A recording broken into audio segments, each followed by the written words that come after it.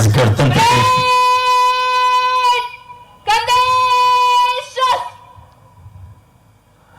माननीय मुख्यमंत्री जी ध्वजारोहण करके आज के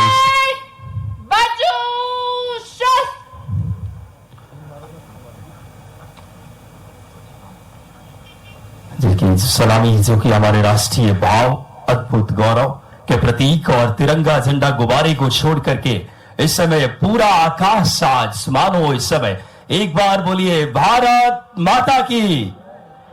बहुत ही गौरव और गरिमा के इस पलों को संजोया हुआ पूरा गगन आज इस गणतंत्र के महाउत्सव के हम सब साक्षी बन रहे हैं। यशस्वी मुख्यमंत्री जी आज के इस गणतंत्र के पावन राष्ट्रीय अगर उत्सव में मुख्य अतिथि द्वारा आज परेड निरीक्षण के लिए आपके निरीक्षण के लिए तैयार है श्रीमान। परेड निरीक्षण माननीय मुख्यमंत्री जी के इस पावन उपस्थिति में परेड कमांडर भारतीय पुलिस सेवा के सुश्री काजल सिंह, साथ ही साथ second parade commander Shri Deepak Singh Maravi माननीय मुख्यमंत्री जी को अगुवाई करते हुए माननीय जिलाधीशर आदरणीय पुलिस अधीक्षक सर और खुली जीप पर सवार होकर के परेड निरीक्षण के लिए मध्य प्रदेश के हमारे जननायक विकास के शिल्पीकार माननीय मुख्यमंत्री जी परेड निरीक्षण आज के इस गौरवमयी भारत की इस परंपरा को अद्भुत शौर्य और एक व्यक्तित्वों का आज गणतंत्र के महाउत्सव में अभिनंदन। तालियां बजती रहनी चाहिए आप सबकी।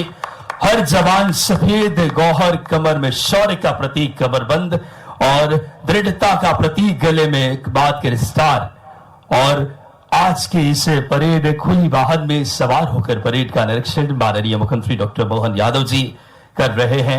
एक एक व्यक्तित्वों का अगर बात करें आत्मीय भाव के साथ अभिनंदन।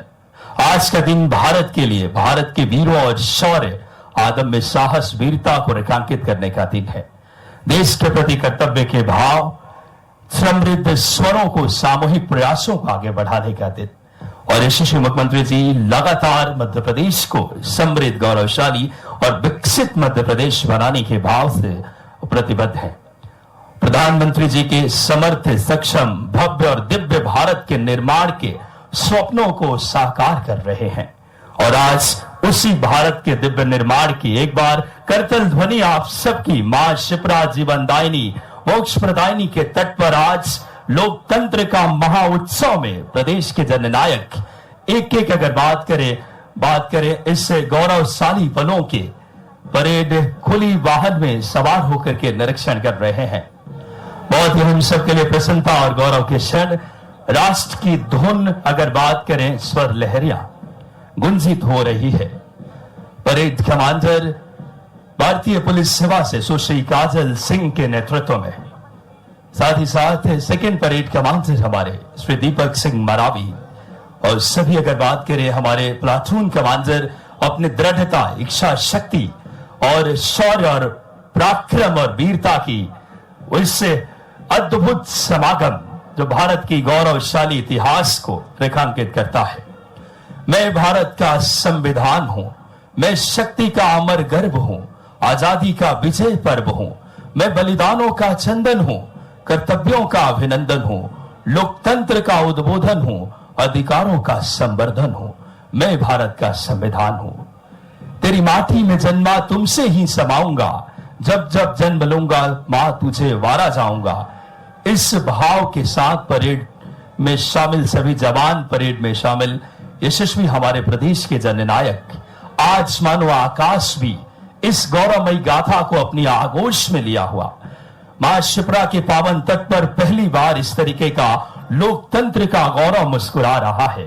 प्रथम बार कार्तिक मेले पर इस तरीके के अद्भुत और संकल्पों के धनी यशस्वी मुख्यमंत्री जी के भाव का प्रतिफल है।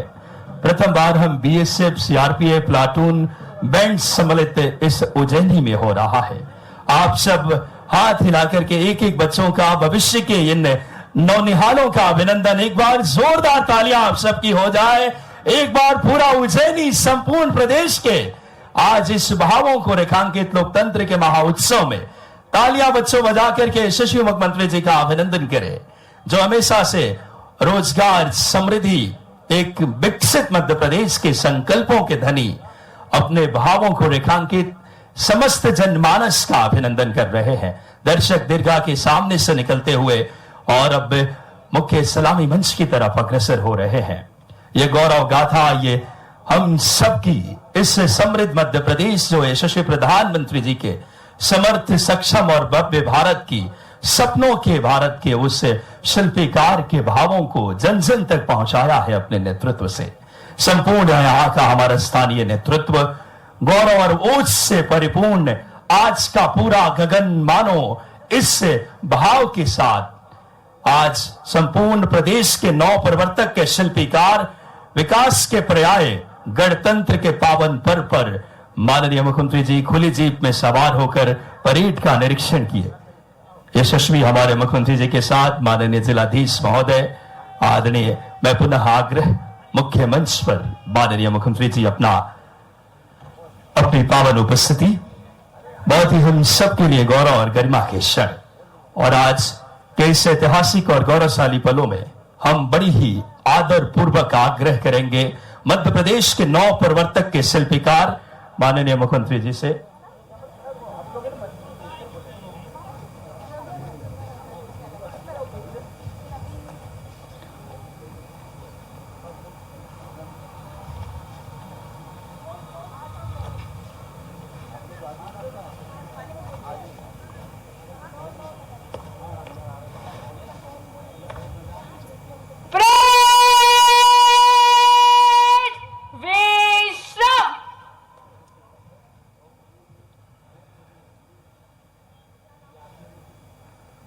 इस गौरव और गरिमा की गाथा जो हमारे प्रदेश के नौ प्रवर्तक के विकास के शिल्पीकार आज गणतंत्र के महाउत्सव के पावन पलों में मैं बड़ी ही अब आदर पूर्वक माननीय मुख्यमंत्री जी से आग्रह करेंगे उनके संदेश वाचन और प्रदेश के नाम उद्बोधन के लिए एक बार आपकी करतल ध्वनि से हम प्रदेश के नौ प्रवर्तक के शिल्पीकार को आमंत्रित करें।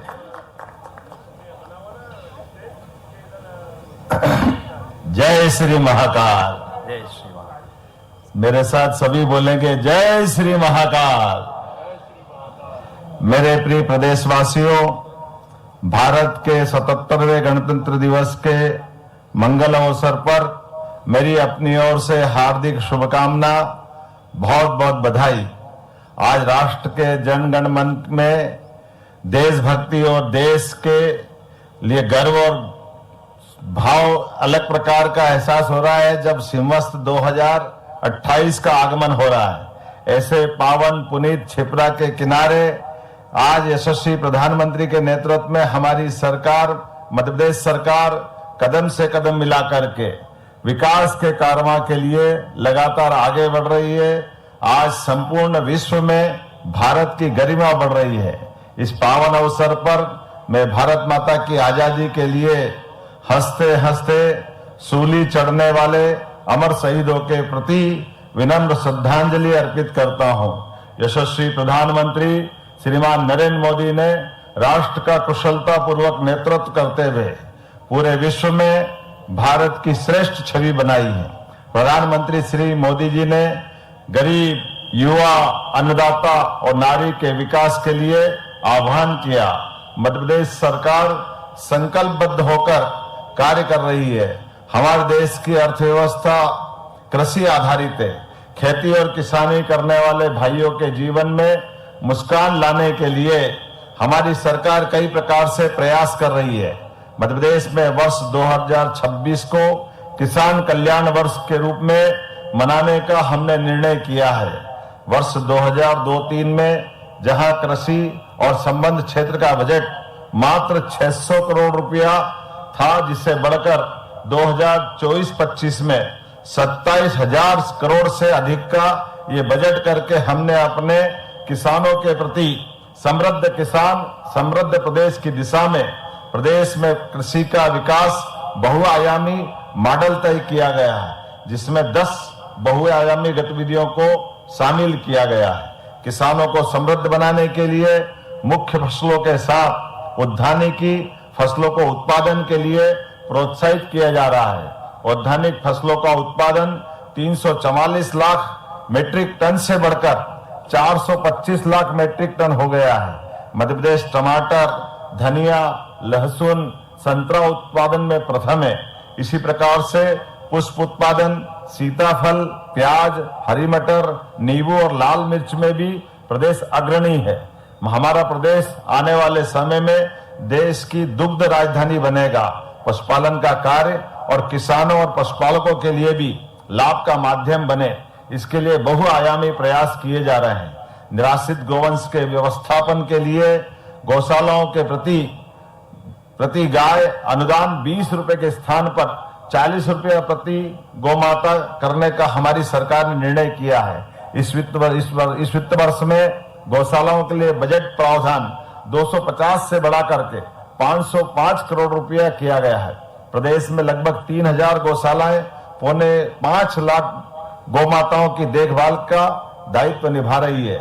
मछली उत्पादन के बेहतर प्रबंधन से प्रदेश को विशेष श्रेणी से उत्कृष्ट श्रेणी में आने का पुरस्कार मिला है। मत्स्य उत्पादन के क्षेत्र में हमारा प्रदेश आत्मनिर्भरता की ओर अग्रसर है और निजी क्षेत्र में भी भागीदारी बढ़ रही है। 1.5 लाख से अधिक मत्स्य पालकों को किसान क्रेडिट कार्ड दिए जा चुके हैं। प्रधानमंत्री मत्स्य संपदा क्षेत्र में भी हमारी सरकार लगातार अच्छा काम कर रही है। इसी कारण से तालाब निर्माण और मत्स्य बीज का उत्पादन के कार्य भी हुए हैं।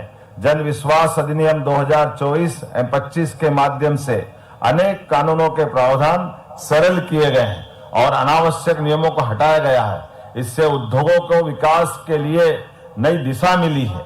मैं आज इस अवसर पर बोल सकता हूं कि आज वर्ष 2025 जब हमने 2025 उद्योग और रोजगार वर्ष मनाया, जिसके माध्यम से ग्लोबल इन्वेस्टर समिट में आए निवेश प्रस्तावों में 1/3 प्रस्ताव जमीन पे उतारे जा चुके हैं। अन्य देशों के उद्योगपति भी मध्य प्रदेश में उद्योग लगाने के लिए अब रुचि ले रहे हैं।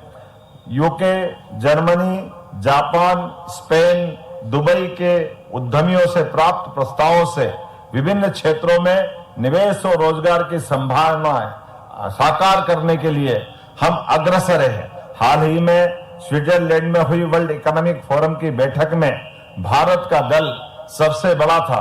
इसमें मध्य प्रदेश की भागीदारी भी महत्वपूर्ण रही है। उद्योग संवर्धन नीति में 2025-26 में 1552 करोड़ से अधिक की सहायता प्रदान की गई है। शासन के इस सहयोग से उद्यमियों का हौसला बढ़ा है। मध्य प्रदेश के उद्योग क्षेत्र में एक महत्वपूर्ण उपलब्धि धार में पीएम मित्र पार्क की आधारशिला रखे जाने से जुड़ी है। इसके लिए यशस्वी प्रधानमंत्री श्रीमान नरेंद्र मोदी जी ने अपने जन्म दिवस पर मध्य प्रदेश के अंदर 17 सितंबर को पधार कर स्वयं ये सौगात दी है।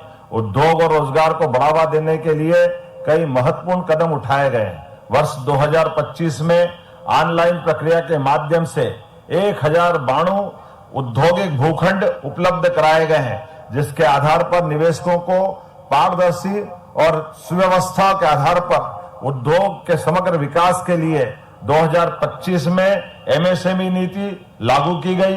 स्टार्टअप नीति, कार्य योजना और औद्योगिक और भूमि आवंटन सभी चीजों को सिंगल विंडो सिस्टम के जरिए अब तक 2300 से अधिक औद्योगिक इकाइयों को 742 करोड़ से अधिक की सहायता प्रदान की गई है। वर्षों से लंबित निवेश प्रस्तावों का समाधान संभव हुआ है। मुख्यमंत्री उद्यम क्रांति योजना में हितग्राहियों को लगभग 500 करोड़ से अधिक का ऋण दिया गया है, जिससे स्वरोजगार उद्यमिता को नई गति मिली है। मध्य प्रदेश में छोटे और मझोले उद्योगों की अपार संभावना है। यदि उद्यम सफल हो जाए तो साधारण से व्यक्ति को भी सक्षम बना देता है और उस क्षेत्र के विकास का नक्शा ही बदल जाता है। उद्योग हमारे लिए मंदिरों के समान है, जो रोजगार रूपी आशीर्वाद देते हैं। प्रधानमंत्री रोजगार सृजन के अंतर्गत ग्रामीण उद्योगों की 572 इकाइयों को बैंकों के माध्यम से राशि उपलब्ध कराई गई, जिससे 2560 शिल्पियों को रोजगार मिला है। प्रधानमंत्री श्रीमान नरेंद्र मोदी जी ने वर्ष 2047 तक विकसित भारत का आह्वान किया है। इसके लिए सभी राज्यों को भागीदारी देनी है। अच्छी कानून व्यवस्था और अपराध नियंत्रण के फलस्वरूप विकास की गति तेज होती है। प्रदेश में कानून व्यवस्था की स्थिति को मजबूत बनाते हुए आपराधिक तत्वों पर भी नियंत्रण को प्राथमिकता दी गई है। आपको बताते हुए प्रसन्नता हो रही है, मध्य प्रदेश में केंद्र सरकार द्वारा निर्धारित समय के पूर्व नक्सलवाद की समाप्ति का कार्य किया गया है। मध्य प्रदेश में नक्सली तत्वों का खात्मा कर दिया गया है। नक्सलियों ने या तो आत्मसमर्पण किया या फिर वे मुठभेड़ में मारे गए। समर्पित नक्सलवादियों को विभिन्न योजनाओं का लाभ देकर के समाज में शांति व्यवस्था बनी रहे, इस दिशा में भी हम काम कर रहे हैं। प्रदेश में नशे के विरुद्ध जन जागरूकता अभियान भी चलाया जा रहा है। गरीबों को सिर पर छत उपलब्ध कराने के लिए प्रधानमंत्री आवास योजना के अंतर्गत 11 लाख से अधिक आवास मंजूर किए गए हैं। जब मैं आपसे बात इस तरह से कर रहा हूं तो 4 लाख से अधिक आवास तो हमारी सरकार ने काम की गति को मेंटेन करते हुए तैयार भी कर दी है और हम लगभग 5.25 लाख आवास बनाएंगे। मुख्यमंत्री मजरा टोला योजना के माध्यम से 20,000 से अधिक बसाहटों तक सड़कों की सुविधा पहुंचाने का प्रयास प्रारंभ हुआ है। इस कार्य के लिए 21,000 करोड़ की राशि हमारी सरकार द्वारा मंजूर की गई है। मध्य प्रदेश में अनुसूचित जाति वर्ग के कल्याण के लिए निरंतर हम काम करते जा रहे हैं। गत 2 वर्षों में 50 लाख विद्यार्थियों को 2,000 करोड़ से अधिक की छात्रवृत्ति प्रदान की गई है। ये प्रसन्नता का विषय है। अनुसूचित जाति वर्ग के विद्यार्थी IIM, IIT, AIT, NNIU जैसी संस्थाओं में अध्ययन कर रहे हैं।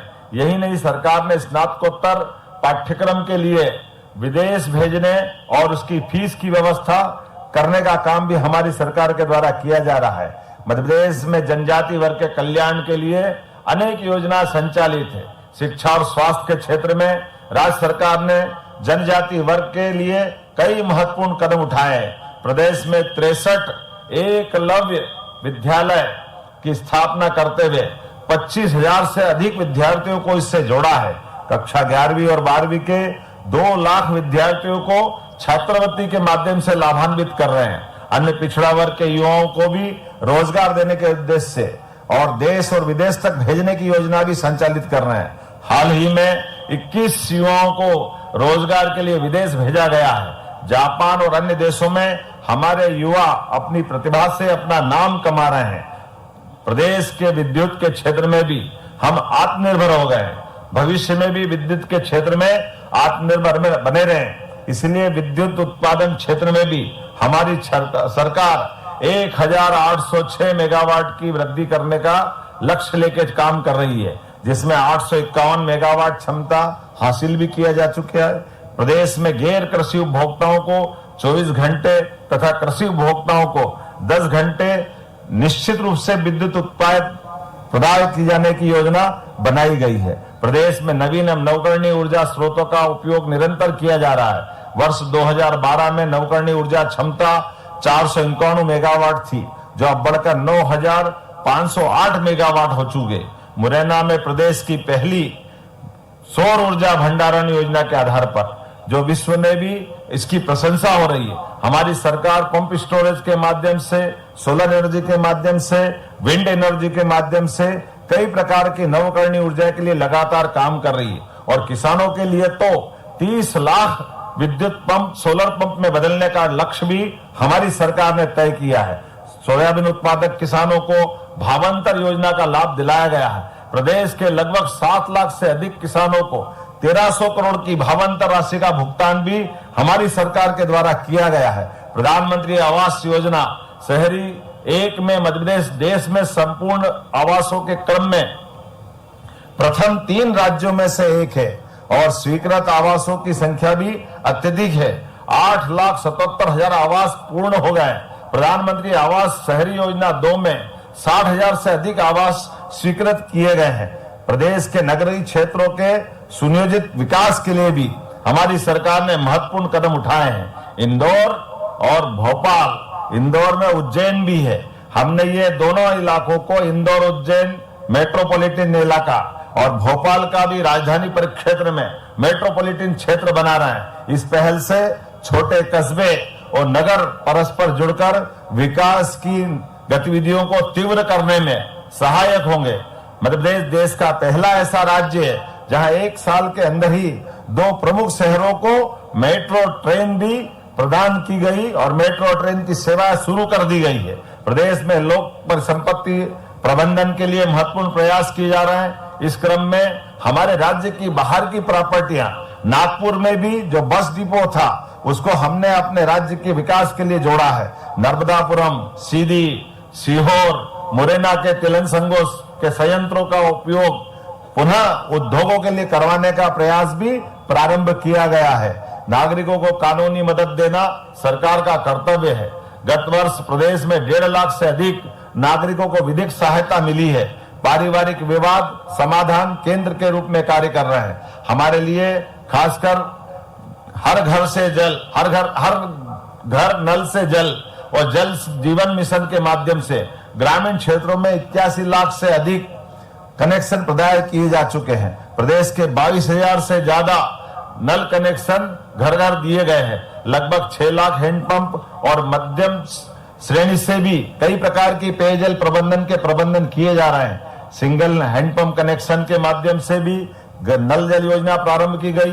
वहीं एकीकृत रूप से भी कई गांवों को जोड़ करके पेयजल की व्यवस्था भी करने का प्रयास हमारी सरकार ने करते हुए पूरे देश के अंदर हर घर जल, नल से जल देने के लिए देश में उल्लेखनीय हमारी प्रथम स्थिति आई है। शिक्षा दीक्षा की जड़ें भारतीय संस्कृति और संस्कारों में जुड़ी हुई है। यह मध्य प्रदेश वासियों का सौभाग्य है। भगवान श्री कृष्ण ने उज्जैन में सांदीपनि आश्रम में शिक्षा ग्रहण की है। हमारी सरकार सांदीपनि आश्रम को भी भव्य दिव्य बनाते हुए उस काल को जीवंत करने के लिए प्रयास कर रही है। जब मैं आपसे इस तरह की बात कर रहा हूं तो स्वाभाविक रूप से इस सांदीपनि विद्यालय की हम अपनी तरफ आना चाहेंगे। स्कूलों में भी शिक्षा का स्तर श्रेष्ठ हो और हमारे स्कूल विद्यार्थियों को बेहतर वातावरण उपलब्ध कराए, इसके प्रयास भी प्रारंभ किए गए हैं। इसी का नतीजा है कि स्कूलों में ड्रॉप आउट दर जो पहले 6% थी, मुझे इस बात की प्रसन्नता है केवल 2 वर्षों में हमने इसको 0% पे लाके उस अपने जवाबदारी को निभाया है। इतना ही नहीं, निजी विद्यालयों में भी पढ़ाई कर रहे 8.5 लाख बच्चों की फीस भी हमारी सरकार भर रही है। प्रदेश में 369 सांदीपनि विद्यालय प्रारंभ किए हैं। राज्य सरकार ने निर्णय किया है द्वितीय चरण में सांदीपनि विद्यालयों की क्षमता 1000 से अधिक बढ़ाते हुए इस पर 360 करोड़ की राशि भी हमारे द्वारा खर्च की जाएगी। उच्च शिक्षा के क्षेत्र में गुणवत्तापूर्ण परिवर्तन करते हुए राज्य सरकार पूर्णतः शिक्षा के लिए प्रतिबद्ध है। मध्य प्रदेश में युवाओं को उच्च शिक्षा सरलता से उपलब्ध कराने के लिए भी उसे लाभप्रद, कौशल युक्त और रोजगार परक शिक्षा देने का हमारा संकल्प है। आधुनिक तकनीक, डिजिटल लर्निंग और नवीन शिक्षण पद्धतियों के माध्यम से युवाओं को वैश्विक प्रतिस्पर्धा के योग्य बनाने का कार्य प्राथमिकता से किया जा रहा है।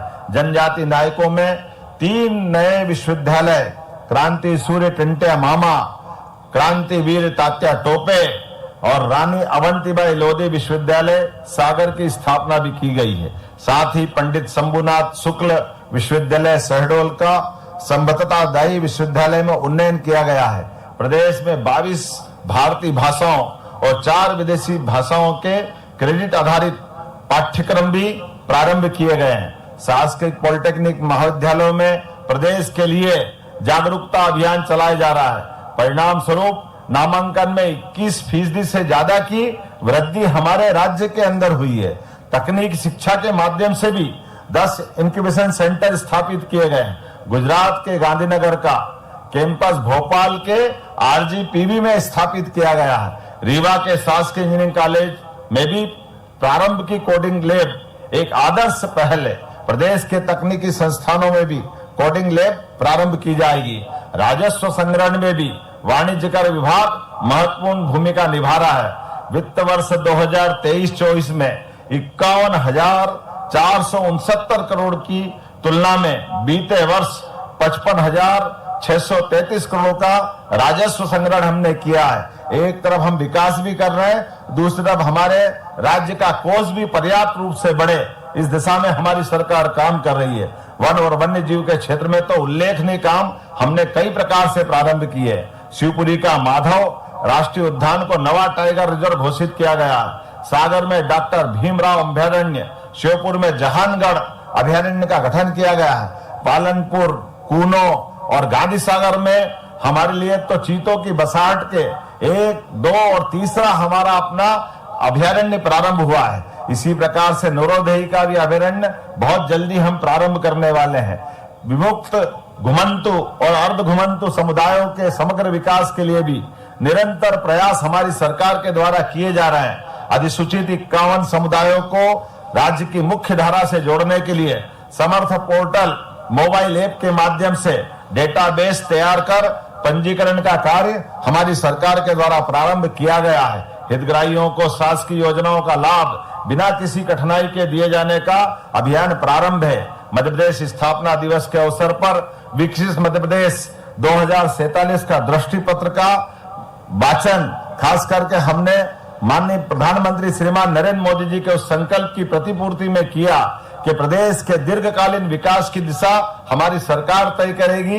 जन भागीदारी को मजबूत करने के लिए प्रदेश के 313 विकास खंडों में मध्य प्रदेश मुख्यमंत्री सामुदायिक नेतृत्व की क्षमता के आधार पर सामूहिक नेतृत्व के बलबूते पर हम बढ़ने का संकल्प कर रहे हैं। खनन के क्षेत्र में भी निरंतर सुधार, नवाचार और कई प्रकार के बदलाव करते हुए आज की स्थिति में भारत सरकार द्वारा माइनिंग रेडियंस इंडेक्स की कैटेगरी ए में मध्य प्रदेश को पहला नंबर का पुरस्कार प्राप्त हुआ है।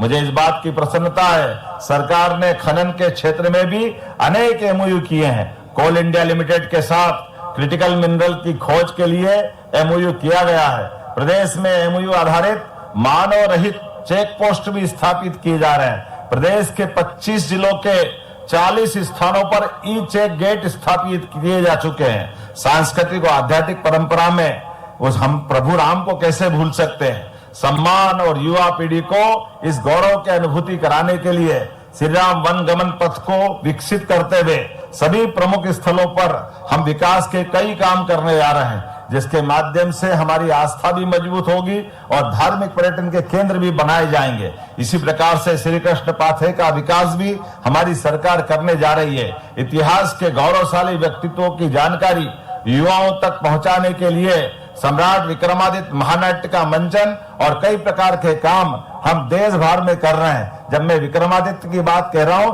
तो ताली बजा करके इस बात का समर्थन भी किया जा सकता है कि हाँ, हमारी सरकार सांस्कृतिक उत्थान के लिए भी काम कर रही है, विकास के लिए भी काम कर रही और लगातार बहुआयामी तरीके से जब हम आगे काम कर रहे हैं तो आज मां छिपरा की आशीर्वाद से आजादी के बाद पहली बार सिंहस्थ की पूर्व संकल्प की प्रतिपूर्ति के लिए 2028 का कुंभ दुनिया का सबसे अच्छा सिंहस्थ बने, इसलिए हमने यहाँ अपना झंडा वंदन का कार्यक्रम करके उस संकल्प की प्रतिपूर्ति के लिए आगे बढ़े हैं, जिसके लिए हम सभी प्रकार के जरूरी निर्माण कार्यों के लिए व्यवस्थित योजना बना करके आगे बढ़ रहे हैं। क्योंकि केवल सिंहस्थ नहीं, सिंहस्थ के अलावा भी हमारे राज्य सरकार धार्मिक पर्यटन के प्रत्येक नगर को उसकी सारे संसाधनों के साथ पर्याप्त धनराशि देते हुए विकास के लिए नए प्रतिमान गढ़ने के लिए संकल्पबद्ध है। ऐसे में जब मैं सभी धर्म स्थान की बात करता हूं तो उज्जैन कैसे छूट सकता है, उज्जैन भी उसी श्रेणी में है। इसलिए प्रदेश के सभी पर्यटन स्थलों पर धार्मिक पर्यटनों को या पर्यटन नगरी के आधार पर जहां जिसकी जैसी आवश्यकता पर्याप्त धनराशि मनेन्द्रगढ़, चिरमिरी, भरतपुर जिले के सीतामढ़ी, हरचौका तक प्रदेश के हर कोने में लोगों ने वंदे मातरम का सस्वर गान किया। मां भारती की प्रशंसा में लिखे गए हमारे राष्ट्रगीत का यह सम्मान बंकिम दा को सच्ची श्रद्धांजलि है। यह वर्ष डॉक्टर श्यामा प्रसाद मुखर्जी का 125वां जयंती वर्ष भी है।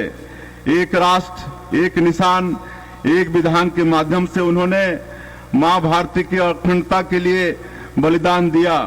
जब जम्मू कश्मीर से धारा 370 हटाई गई तो यह राष्ट्र की ओर से डॉक्टर मुखर्जी को सच्ची श्रद्धांजलि थी। इस बार हमने जनजातीय गौरव दिवस के अवसर पर धरती आबा भगवान बिरसा मुंडा की 125वीं जयंती भी मनाई। भगवान श्री बिरसा मुंडा ने जनजातीय समाज में आत्मगौरव का भाव जगाया। उन्होंने ब्रिटिश शोषण और औपनिवेशिक कानूनों के विरुद्ध कड़ा संघर्ष किया और अपना बलिदान दिया। छत्तीसगढ़ की धरती भी ब्रिटिश शोषण के विरुद्ध जनजातीय विद्रोहों की गवाह रही है। स्वतंत्रता संग्राम में जंगल सत्याग्रह के माध्यम से जनजातीय नायकों ने अपना महत्वपूर्ण योगदान दिया। छत्तीसगढ़ के जनजातीय नायकों की आजादी की लड़ाई में किए गए बलिदान की कहानी हम डिजिटल माध्यम से सुना रहे हैं।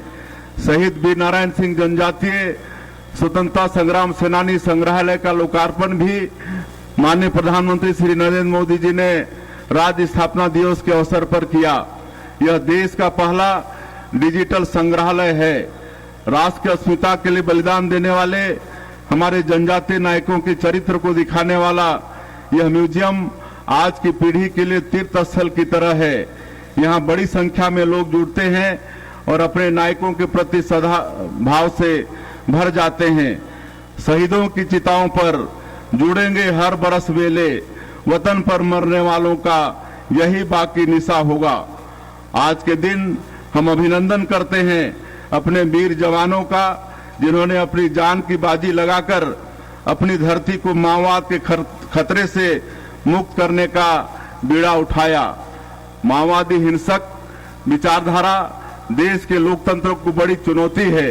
इनकी आस्था संविधान में नहीं, राष्ट्र की अस्मिता में नहीं, राष्ट्र की अस्मिता के प्रतीक चिन्हों में नहीं। इस कैंसर की तरह व्याधि का उपाय यही है कि इसे जड़ से नष्ट किया जाए। प्रधानमंत्री जी के नेतृत्व में एवं केंद्रीय गृह मंत्री श्री अमित शाह जी के मार्गदर्शन में हमने सुनियोजित रणनीति अपनाकर माओवादियों को चुनौती दी। हमारे जवानों ने रात दिन कठिन मौसम और दुर्गम परिस्थितियों में हर पल खतरे का सामना करते हुए एरिया डोमिनेशन किया और अपने साहस तथा शौर्य से हर लक्ष्य को प्राप्त किया। माओवादी हिंसा को समाप्त करने का यह बेहद कठिन लक्ष्य अब पूरा होने को है। इसी साल के मार्च महीने तक हम माओवाद को इस सुंदर धरती से जड़ मुक्त कर देंगे। खुशी की बात यह है कि अनेक लोग जो रास्ता भटक चुके थे वे अब लोकतंत्र की मुख्यधारा में वापस लौट रहे हैं। उन्होंने हथियार रख दिए और अपने हाथों में बाबा साहेब का संविधान थामा। राष्ट्रपिता महात्मा गांधी के देश में यह सबसे सुंदर तस्वीर देखने में आई और इसने संविधान की सत्यमेव जयते की भावना को पुष्ट किया है। कुछ महीनों पहले जब मैं कार्यक्रम में भाग लेने जगदलपुर गया था, वहां मैं बस्तर कैफे गया। वहां आत्मसमर्पित नक्सली महिलाएं अब कैफे संभालती हैं। हिंसा की राह छोड़कर लोगों की सेवा की राह में आने से उनके चेहरे पर जो खुशी मैंने देखी उसे बयां करने के लिए मेरे पास कोई शब्द नहीं है। हर काली अंधेरी रात के बाद नई सुबह होती है। अब नक्सल मुक्त क्षेत्र में विकास का सूरज दमक रहा है। बच्चों के चेहरे से भय का साया हट गया है। उनके हाथों में किताबें हैं। बस्तर को इस नए रूप में देखना बहुत ही अच्छा लगता है। इसी राज्य की रजत जयंती आत्मावलोकन का अवसर भी है। इसकी कसौटी यह है कि पुरखों द्वारा बताए गए आदर्शों पर हम कितने खरे उतर पाए। छत्तीसगढ़ का समाज अपने पुरखों द्वारा दिखाए राह पर चलते हुए सबका साथ, सबका विकास, सबका विश्वास और सबका प्रयास की भावना से छत्तीसगढ़ महतारी की सेवा में जुटा हुआ है। भारत के प्रथम स्वतंत्रता संग्राम के दौरान छत्तीसगढ़ में विद्रोह की मशाल शहीद वीर नारायण सिंह जी जैसी सूरवीरों ने जलाई। उन्होंने न केवल अंग्रेजी औपनिवेशिक शासन का विरोध किया, अपितु एक ऐसी वैकल्पिक व्यवस्था की राह भी दिखाई जो अंत्योदय के प्रति गहरी संवेदना रखती है। उन्होंने जमाखोरी का विरोध कर अकाल के दौरान भूख से पीड़ित लोगों के पेट की ज्वाला शांत की। छत्तीसगढ़ का पीडीएस मॉडल शहीद वीर नारायण सिंह जी को सच्ची श्रद्धांजलि है। हमारे यहाँ कहावत है कि दुबर बरदू अषाढ़। इस कहावत से किसान भाइयों की दिक्कतें स्पष्ट रूप से समझ आती हैं कि खेती किसानी करना कितना कठिन कार्य है। राज बनने के बाद हमारी सबसे बड़ी चुनौती थी अन्नदाताओं का सुख और संतोष। इस रजत जयंती की यात्रा में हमने किसान भाइयों की मुस्कान उन्हें लौटाई है। आज छत्तीसगढ़ के किसान को धान का सबसे अच्छा मूल्य मिल रहा है। हमारे ग्रामीण परिवेश में समृद्धि का आकलन घरों के कोठार से होता है। कोठार अनाज से भरे हो तो समझ जाइए कि समृद्धि हर ओर फैली हुई है। हमारे प्रदेश का कोठार अर्थात हमारा धान का कटोरा धान से लबालब है। राज बनने के बाद व्यवस्थित रूप से धान की खरीदी हुई। जब धान खरीदी आरंभ हुई तो इसका आंकड़ा 5 लाख मीट्रिक टन था। पिछली बार खरीदी का यह आंकड़ा 149 लाख मीट्रिक टन तक पहुंच गया।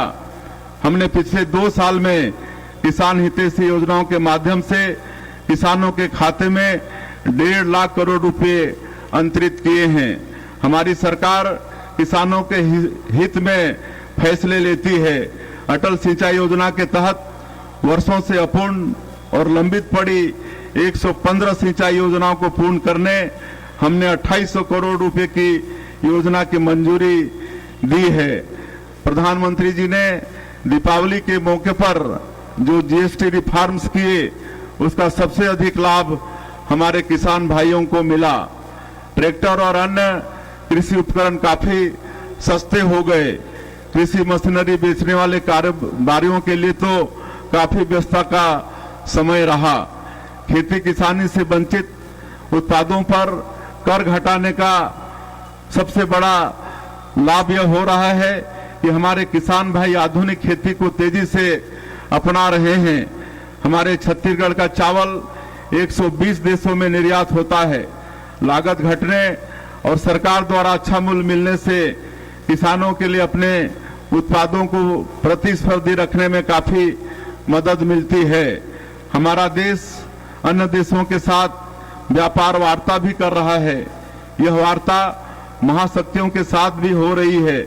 प्रधानमंत्री जी ने स्पष्ट कह दिया है कि जो भी व्यापार समझौते होंगे उनमें किसानों का किसी तरह से अहित नहीं होने दिया जाएगा।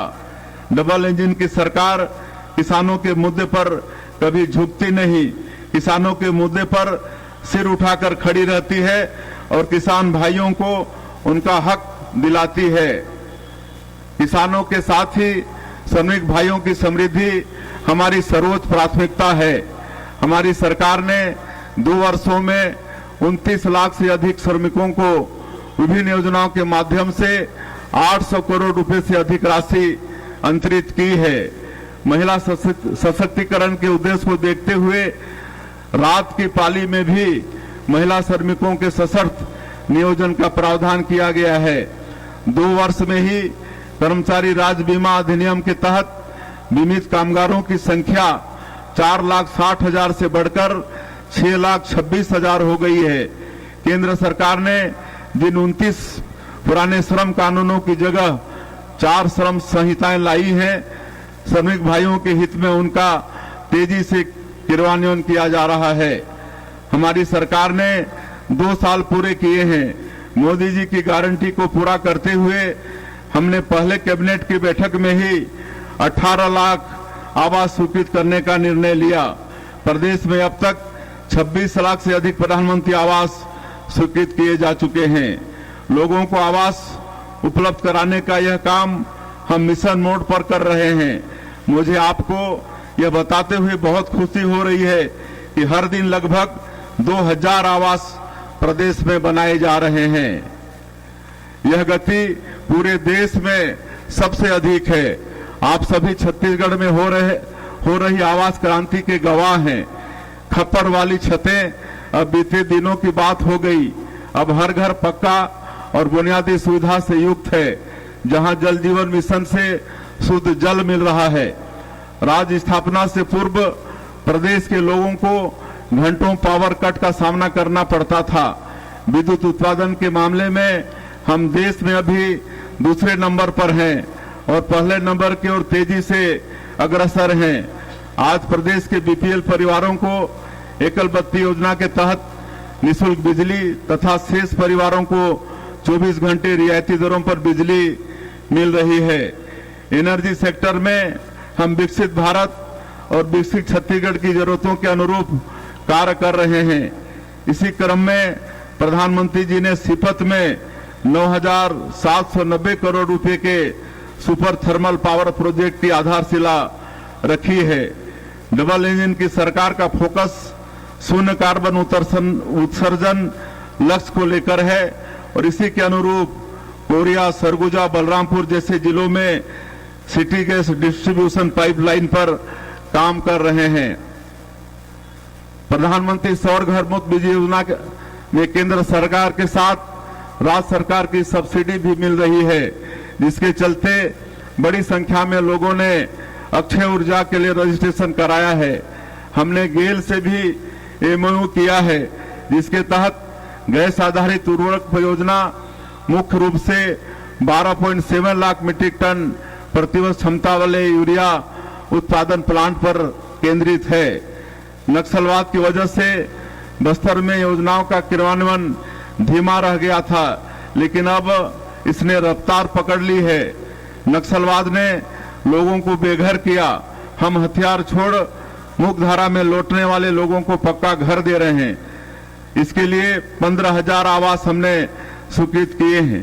पीएम जनमन योजना के माध्यम से विशेष पिछड़ी जनजाति के लिए हम अब तक 33,217 आवास स्वीकृत कर चुके हैं।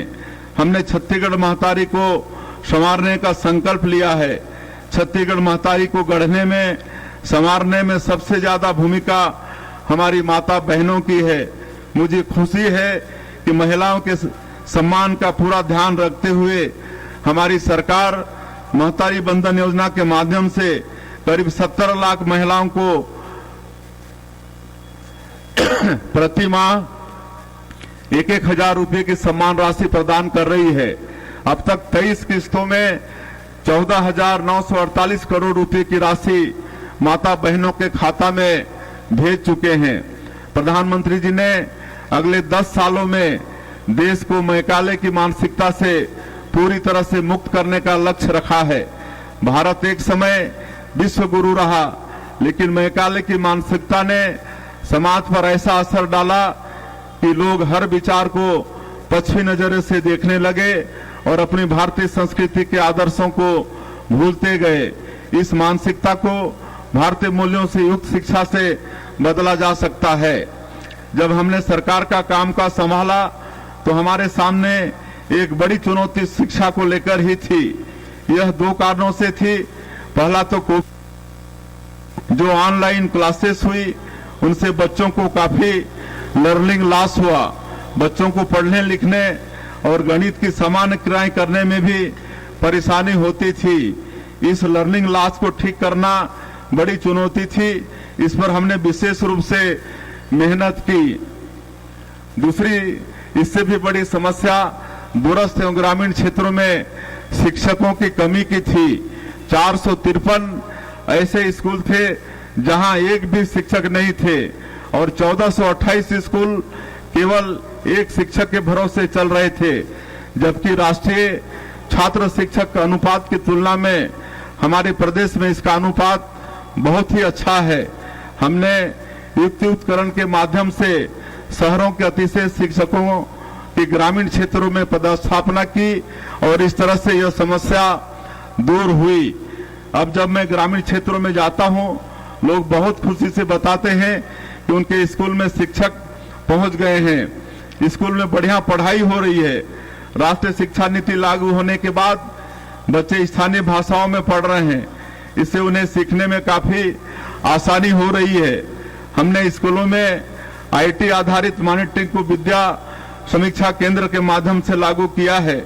हम राज्य में 9,000 स्मार्ट क्लास आरंभ करने जा रहे हैं और 22,000 कंप्यूटर लगवाएंगे। हाल ही में राष्ट्रीय स्तर पर परख सर्वेक्षण हुआ।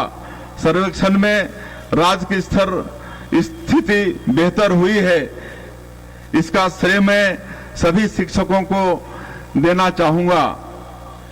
उच्च शिक्षा में भी हमने राष्ट्रीय शिक्षा नीति को लागू किया है। पिछले महीने हमने कबीरधाम में मेडिकल कॉलेज भवन के निर्माण का कार्य शुभारंभ किया है। मुझे लगता है कि छत्तीसगढ़ की रजत जयंती यात्रा को समझना है तो यहाँ मेडिकल शिक्षा के विकास को समझना होगा। पहले यहाँ रायपुर में ही मेडिकल कॉलेज था, अब प्रदेश में 15 मेडिकल कॉलेज स्वीकृत हो चुके हैं। हमारी सरकार ने बिलासपुर में मल्टी सुपर स्पेशलिटी हॉस्पिटल के माध्यम से स्वास्थ्य सुविधाओं को सुदृढ़ किया है। इसके साथ ही कोनी में शासकीय फिजियोथेरेपी कॉलेज के लिए भूमि का चिन्हांकन भी कर लिया गया है। हमने एमबीबीएस की पढ़ाई हिंदी में कराने की व्यवस्था आरंभ की है। आईआईटी की तर्ज पर हम राज्य के जसपुर, बस्तर, कबीरधाम, रायपुर और रायगढ़ में प्रौद्योगिकी संस्थाओं का निर्माण करने जा रहे हैं। हमारी युवा आबादी हमारे लिए बड़ी संभावना है। हम राष्ट्रीय स्तर की संस्थाओं को प्रदेश में ला रहे हैं। नवा रायपुर को हम एडू सिटी के रूप में विकसित कर रहे हैं। हम निफ्ट, नाइलिट और फोरेंसिक यूनिवर्सिटी जैसे संस्थान यहाँ आरंभ कर रहे हैं। युवाओं को पढ़ने लिखने की बेहतर जगह मिल पाए, इसके लिए हम रायपुर के नालंदा परिसर की तर्ज पर 34 नगरीय निकायों में अत्याधुनिक लाइब्रेरी बना रहे हैं। युवाओं के स्किल ट्रेनिंग से लेकर नए जमाने के कोर्सेस आदि की सुविधा देने के लिए सरकार हर संभव प्रयास कर रही है। 160 आईटीआई को हमने 484 करोड़ रुपए की लागत से मॉडल आईटीआई के रूप में उन्नयन किया है। हम पैन आईआईटी संस्था के माध्यम से भी स्किल अपग्रेडेशन के लिए काम कर रहे हैं। नई स्टार्टअप नीति के माध्यम से हमने 50,000 विद्यार्थियों को स्टार्टअप से जोड़ने का लक्ष्य रखा है। हमारे देश ने वर्ष 2036 में ओलंपिक खेलों के लिए दावेदारी की है। देश में खेल अधोसंरचना को मजबूत करने एवं खेलों का शानदार माहौल तैयार करने यह कदम उठाया गया है।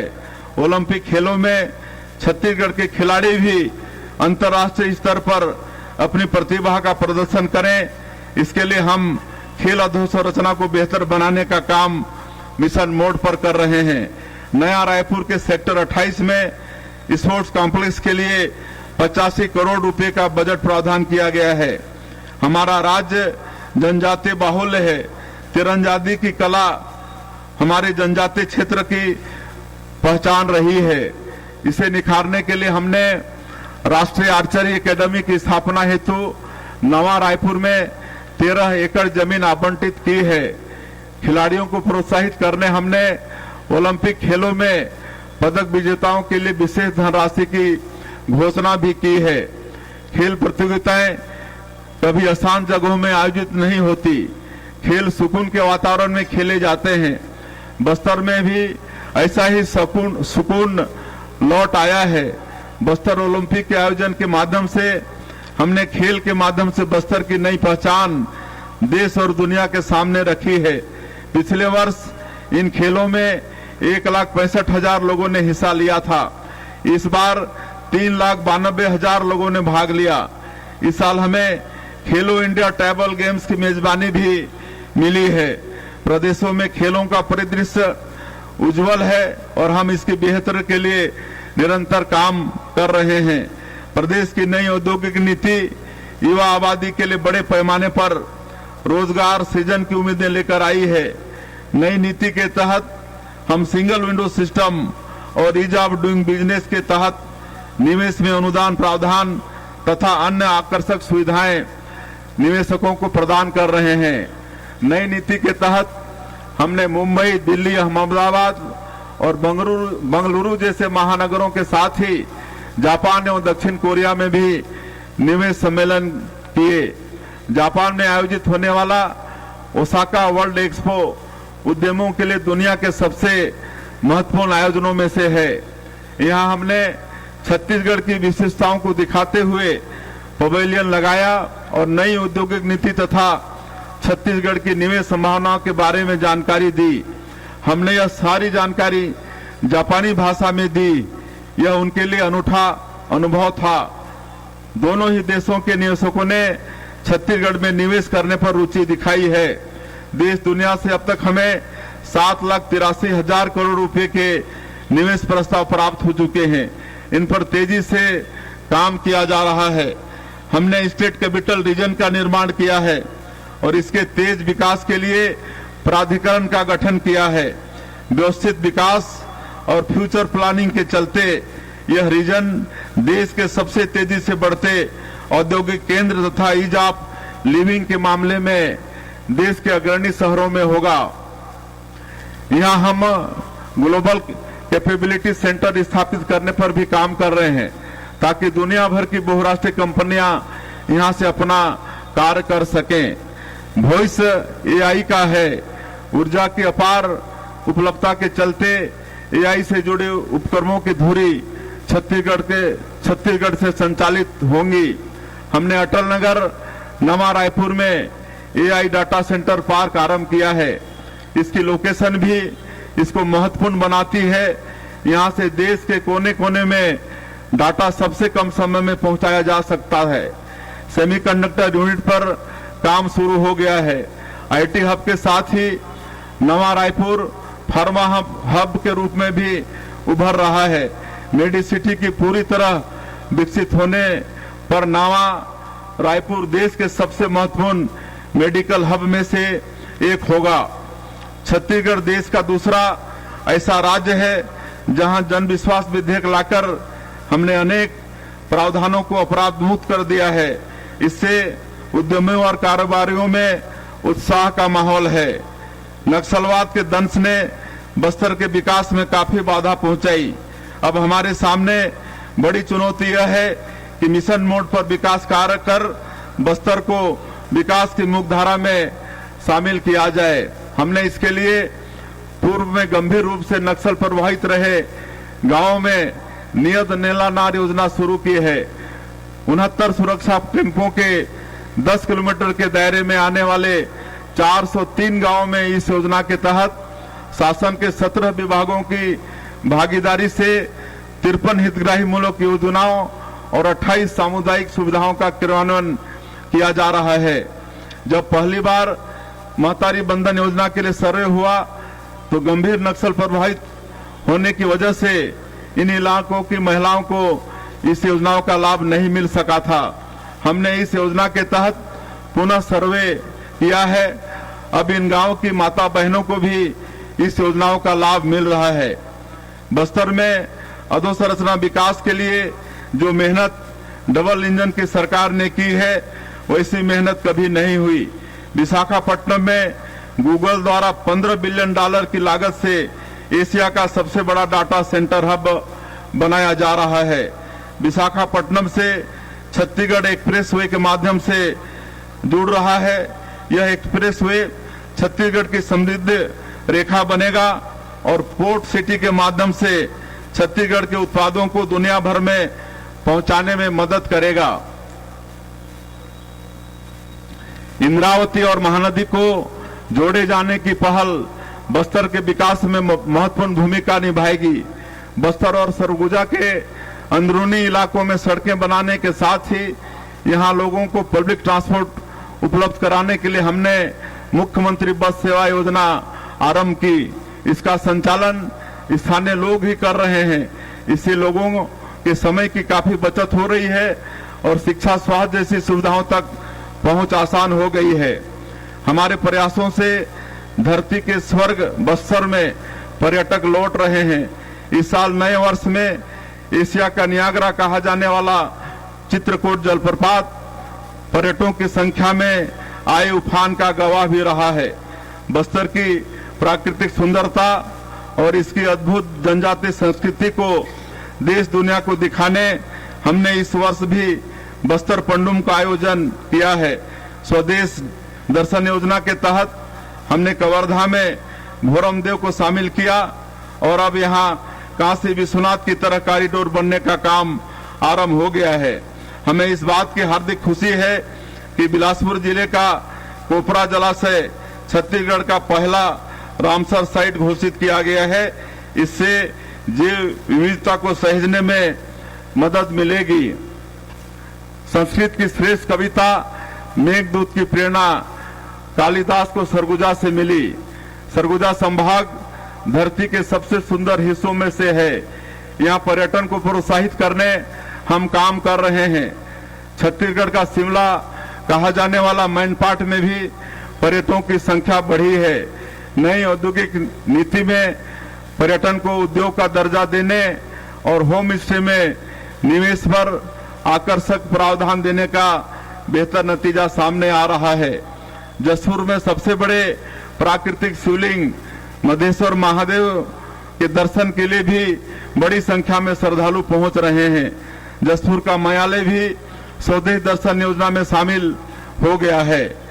रेल, सड़क और हवाई सेवाओं के विस्तार का असर सरगुजा संभाग के तेज विकास में नजर आ रहा है। यहाँ निवेश पर किए गए आकर्षक प्रावधानों के चलते तेजी से आर्थिक निवेश हो रहा है।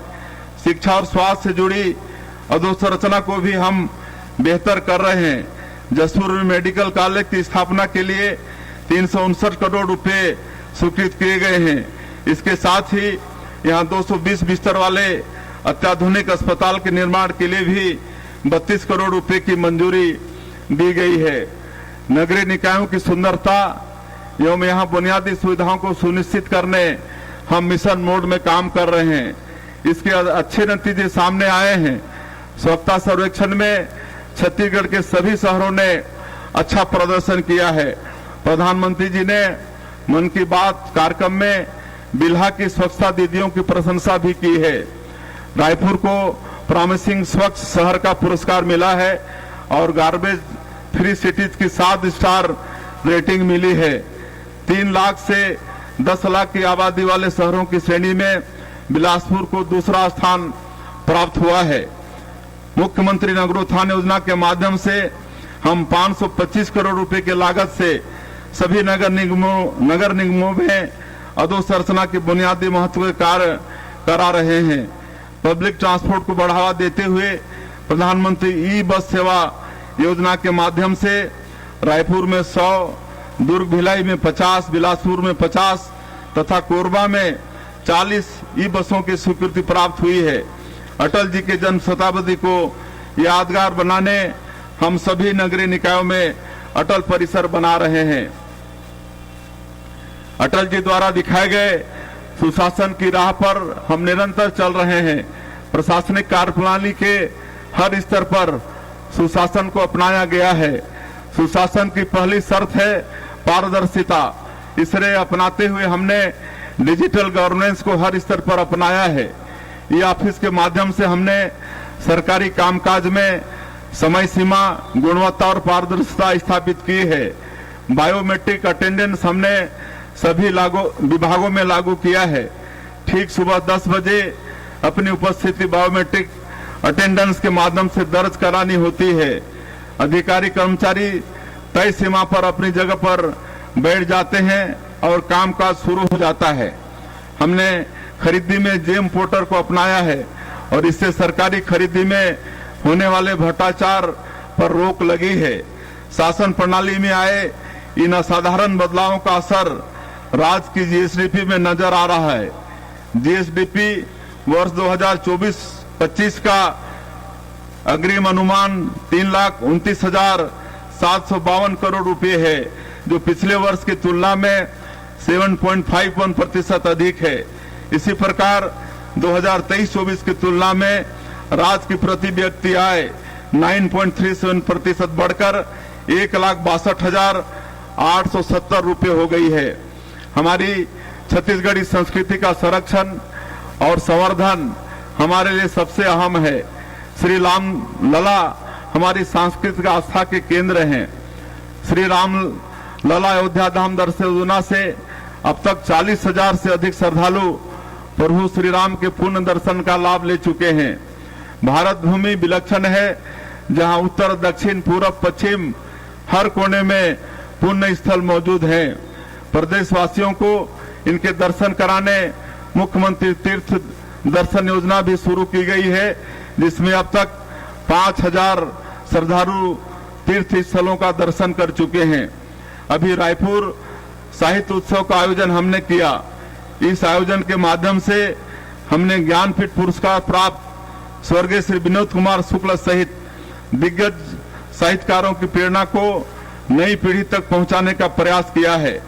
अपनी बोली, भाषा, लोक कला, लोकगीत और सांस्कृतिक धरोहरों को सहेजने हम ऐसे कार्यक्रम करते रहेंगे। राज्य के सर्वांगीण विकास में शांति, सुरक्षा एवं कानून व्यवस्था की प्रमुख भूमिका रही है। इसमें हमारे छत्तीसगढ़ पुलिस के जवानों का अनुकरणीय योगदान है।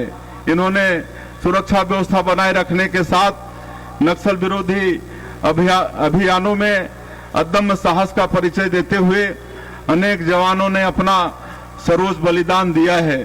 इस उत्कृष्ट कार्य के लिए छत्तीसगढ़ पुलिस बल में कार्यरत समस्त बल को समान स्वरूप राज्य स्थापना की 25वीं वर्षगांठ का पदक प्रदान किए जाने की मैं घोषणा करता हूं।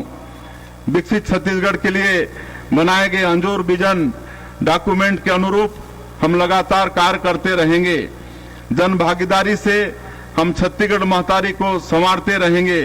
मुझे इस अवसर पर स्वर्गीय लक्ष्मण मस्तूरिया जी की कविता की पंक्तियां याद आ रही हैं। सरगला पृथ्वी माँ लादे हूँ, परण ऐसन ठाने हाउ, मोर संग चलो रे, मोर संग चलो जी, मोर संग चलोगा, मोर संग चलो रे। मस्तूरिया जी की इन पंक्तियों को साकार करना है और विकसित छत्तीसगढ़ का निर्माण करना है। आप सभी की भागीदारी से निश्चित ही हम यह लक्ष्य प्राप्त करेंगे। आप सभी को पुनः एक बार गणतंत्र दिवस की बहुत बहुत बधाई, बहुत बहुत शुभकामनाएं। जय हिंद, जय छत्तीसगढ़। बहुत बहुत धन्यवाद सम्मानीय मुख्य अतिथि महोदय आपके इस संदेश के लिए। और अब कलेक्टर बिलासपुर, वरिष्ठ पुलिस अधीक्षक बिलासपुर से निवेदन है, माननीय मुख्यमंत्री से निवेदन करें गुब्बारों की उड़ान के लिए। यह गुब्बारे जो ध्वज के रंग में रंगे हुए हैं, गणतंत्र दिवस अमर रहेगा संदेश लेकर हमसे दूर जाएंगे, अनंत में विलीन हो जाएंगे। गणतंत्र दिवस अमर रहेगा यह संदेश दूर दूर तक, जन जन तक पहुंचाने के लिए ये गुब्बारे इस समय मैदान के चारों कोनों से छोड़े जा रहे हैं। सम्मानीय मुख्य अतिथि महोदय द्वारा छोड़े गए। और अब परेड कमांडर से परिचय है।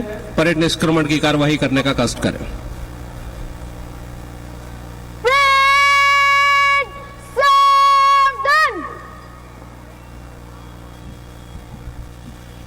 एक बार परेड कमांडर फिर मुख्य मंच की ओर आते हुए और आज के कार्यक्रम के सम्मानीय मुख्य अतिथि महोदय माननीय श्री विष्णुदेव साय जी, माननीय मुख्यमंत्री छत्तीसगढ़ शासन से निवेदन करेंगी परेड को।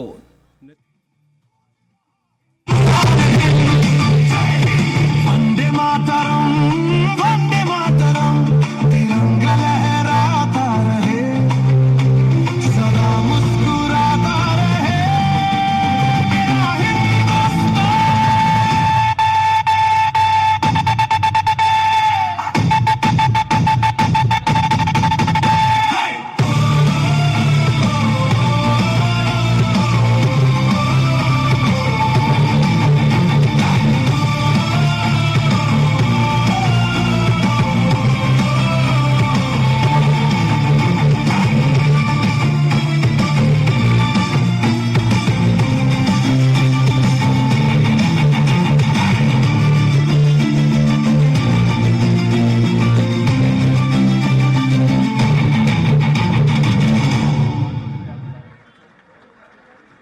जोरदार तालियां आपकी इन कलाकारों का उत्साहवर्धन कर रही हैं। अत्यंत मनोहारी प्रस्तुति अभी आपने देखी। और अब आप देखेंगे भोपाल के 5 शासकीय विद्यालयों की संवेद प्रस्तुति वीर बेटियों की गाथा।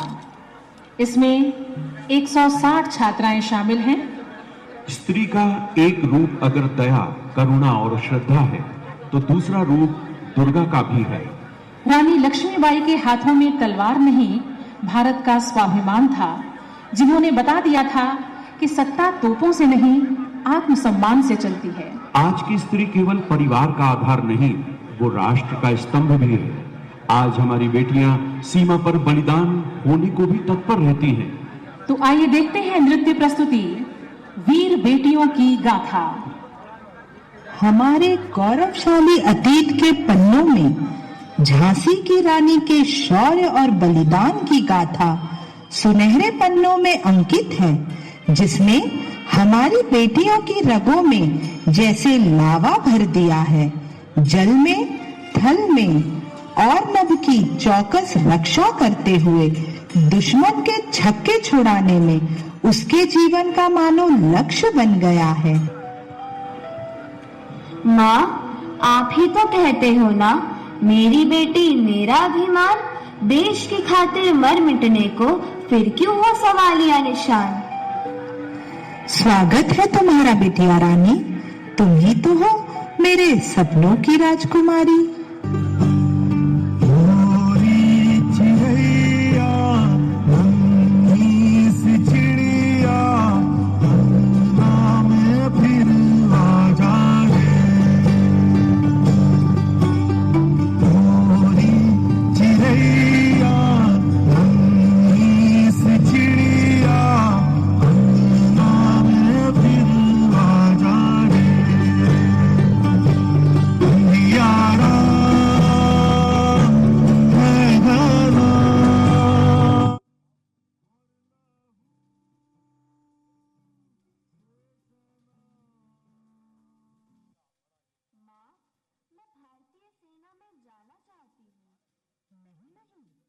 नाजों से पली अपनी बेटी को मैं जीते जी मौत के मुंह में नहीं धकेल सकती, लेकिन आखिर ऐसा क्या मांग लिया मेरी फूल सी बच्ची ने?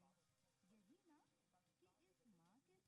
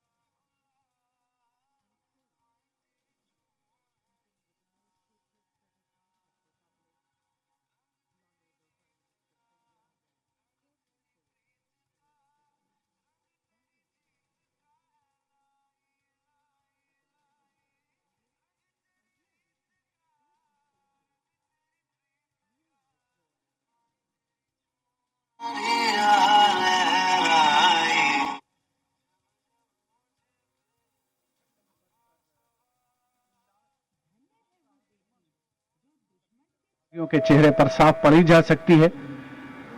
बैंड जो कि सलामी मंच के ठीक सामने है, हवा में स्वर लहरियां बिखेरता है और आह्लादित आनंदित करता है यहां मौजूद जन समूह को। स्मारक पर माननीय रक्षा मंत्री। कुछ ही क्षणों के उपरांत माननीय प्रधानमंत्री श्री नरेंद्र मोदी का आगमन होगा राष्ट्रीय समर स्मारक पर, जहां वो देश के अमर सपूतों को श्रद्धा सुमन अर्पित करेंगे। वे अमर शहीद जिन्होंने